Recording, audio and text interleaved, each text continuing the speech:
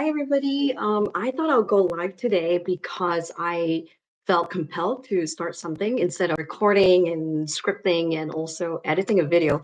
Um, 2024 has been a wonderful year for me and so much improvement that I want to share what I did over the past 1 year to reset and also to level up.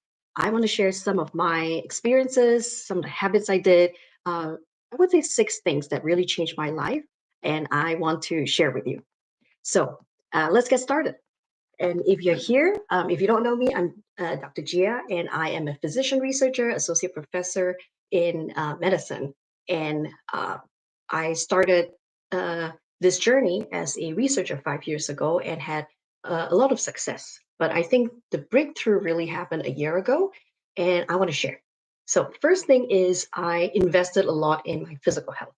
So, in January last year, I actually had to go through surgery and to go through surgery and then took 6 weeks off. And after that, I found that I actually had 44 days of PTO days. That means over the past 5 years, I have not been taking any time off. And so I have decided, okay, this is the year I am going to really level up and really put my time into my health, which means I took more time with sleep. That's the first thing, enough sleep. How I did that, it's not just about waking up at the same time, it's actually going to bed at the same time every day. So usually by 8 or 9 o'clock, I'm already in bed. So that's the first thing. The second thing I started doing a lot is exercise. And for the first 6 months of the year, last year, I was going to the gym, doing a lot of weights because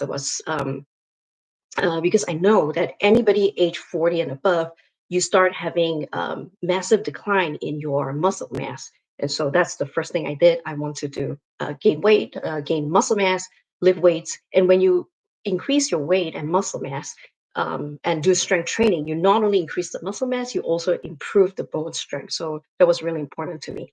And then what I did halfway through, I sent my kids to martial arts and I was watching them doing jujitsu and I just fell in love with it and I started doing it myself. So I was doing martial arts for the past 6 months, and that really changed my life because it is not just an exercise now. It actually I call it a four-in-one hobby because it's good for physical health. It improved the confidence, flexibility, and also I actually took more time to connect with my kids. So that was the second thing I did in terms of um, my physical health.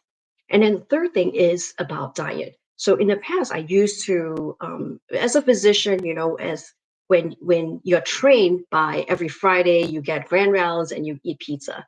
And so it's ingrained in this habit. Any processed food seems fine and it's for people who are busy. And so this year I was very strategic in changing the identity on what I'm going to eat, what I'm going to put in the body. And so it is only whole foods. And what I would say, how I changed the habit was change my identity. So I've put myself as, oh, I'm somebody who lives a healthy lifestyle. So it's not just the exercise, and it's um, uh, not just the exercise, but actually what I put into my body. And I actually threw out all the cookies. I threw out all the processed food. And you may think, oh, I'm wasting time. I'm wasting money for all the old food. But really, to step back and say, hey, this is the time I deserve to nourish myself, I deserve good food in the body. So that's the first thing I did in 2024 that I'm going to continue doing so in this year. The second thing I did was, let me look at my notes. Yeah, second thing to help level up my career is I started investing in myself. So what I mean by investing, three things. One is you put in time, money, and also energy. So when people want to invest in themselves, the first thing you can think about is money. And what I mean by that, coaching. That's one, personal coaching. So I spend money on that. Second, it is also career coaching. There was a lot of lack in myself where if you don't spend money in yourself, people will start thinking that, and you want to get a promotion, for example, and you want to get a raise.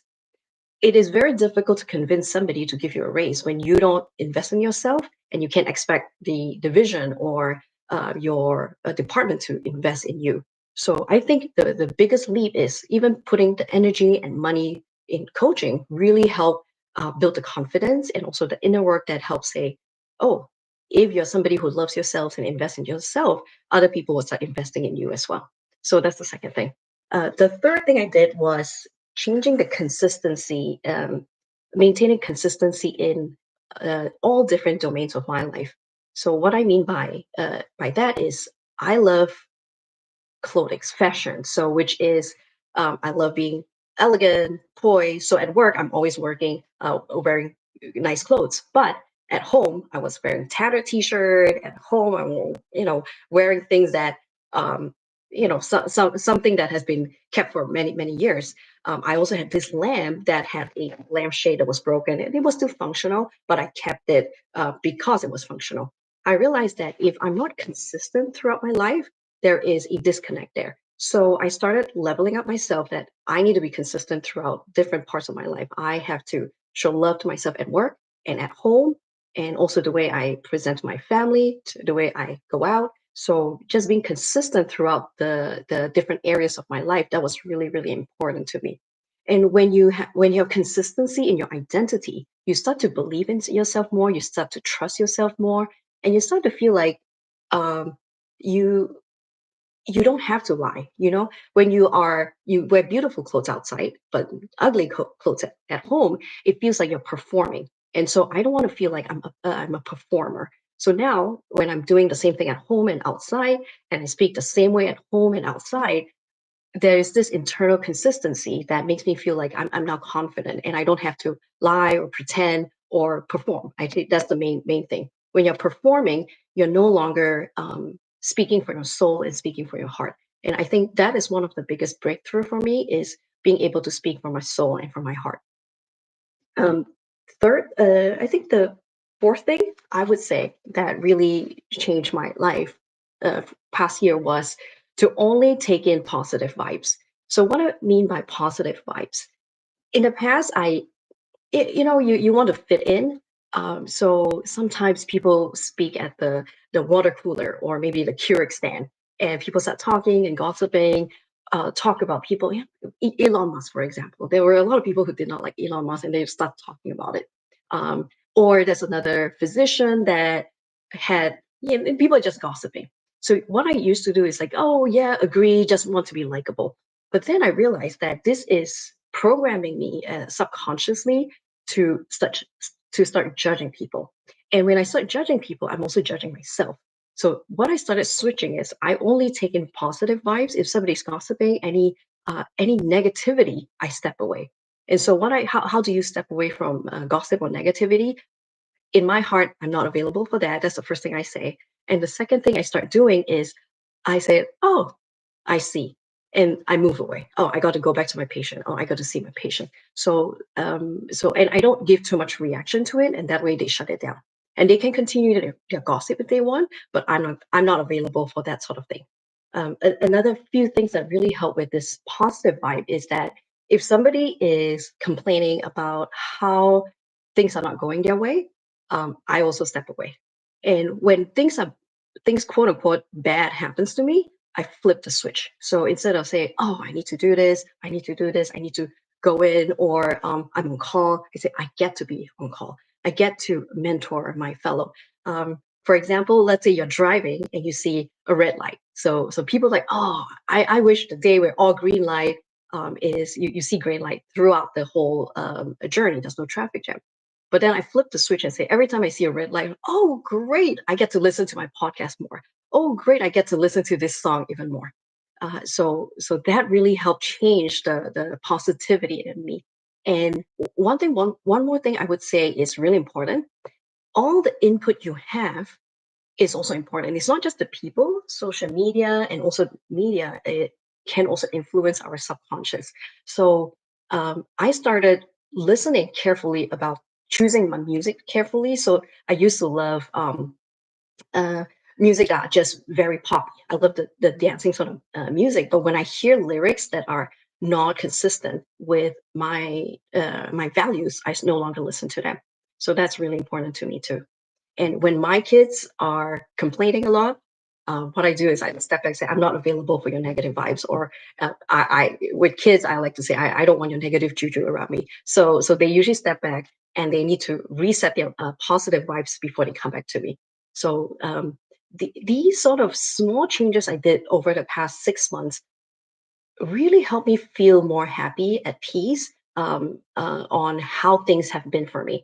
So now I also feel a lot more gratitude every time things are happening. And for the first time in my life, I bought flowers from Trader Joe's a few days ago, and it's because I realized I have not been um, thinking through desires and loving beauty in a long time.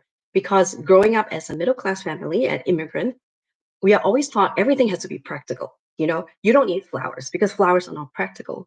Um, and this year, what I did, or actually last year, what I started doing is to, number one, listen to my desires, actually even project my desires. What do I want in life? That's the first thing. And number two, honor my desires. So, for example, I really like martial arts, and not just the gym. I really like martial arts. But what that meant was it will change our schedule because it's long. It's 2 hours long, and it's in the evening from 5 to 7. And so, how did I project my desire? I told my husband I wanted. I told my kids I wanted it, and we came up with a schedule. Like, okay, kids go certain days. I will drop the kids at a certain time. He will do a certain pickup, and because I voiced my desires, I continue doing it, and it created so much. Respect between me and my husband and also my children about what I want in my life, not just everything I'm giving up for them and I don't get to have any pleasure in life. And also start to enjoy beauty in life. So as I said, this flowers was the first time I got this, and I started drinking cup. Even like for coffee, I used to have these old looking mug, but now what I do is I have this nice set of teacup. I also have like a beautiful tea set. So all these small little things is just giving me so much uh, peace and joy, and really playing to my desires and pleasure in life. And that just made me really, really happy. And finally, one more thing I did that I really went up for my life that really helped, that kind of brings 2025, is to put time into doing things outside of my comfort zone. So, for example, this live stream itself is really outside of my comfort zone. Usually, I am used to doing everything very structured, like uh, 5 points to publish a paper, 13 rules for academia. And today, I want to do something outside of my comfort zone. That is, how can I play into my creativity? How can I speak freely? How can I just speak to nobody? Or if nobody's on the live stream, how can I do it out of my comfort zone? And this is a trick for me to build my confidence. Every time I'm able to do something outside of my comfort zone, I am putting a vote to myself that I can do this. I'm putting a vote to myself that, hey, going live stream is not a crazy thing to do. It's not easy, but you were able to do it. And this is the first time I did a live stream without any PowerPoint slides. I only have 4 points in just my journal here, like just 4 points, and I have to riff and ad lib like that. So to me, that was really important for me. So this year, I hope you are trying something new. As I said, the few things I worked on, just to recap, that really helped transform my life. First is investing in physical health, number one. Number two, invest in yourself, which I mean time, money, and energy. That's really important. Number three, consistency in all domains of life. Number four, only positive vibes allowed. Number six, doing things outside of my comfort zone. And number seven, which is play put in desires and really enjoy playing and be whimsical in life. All right, I'll hope to see you again next time. Take care. Bye.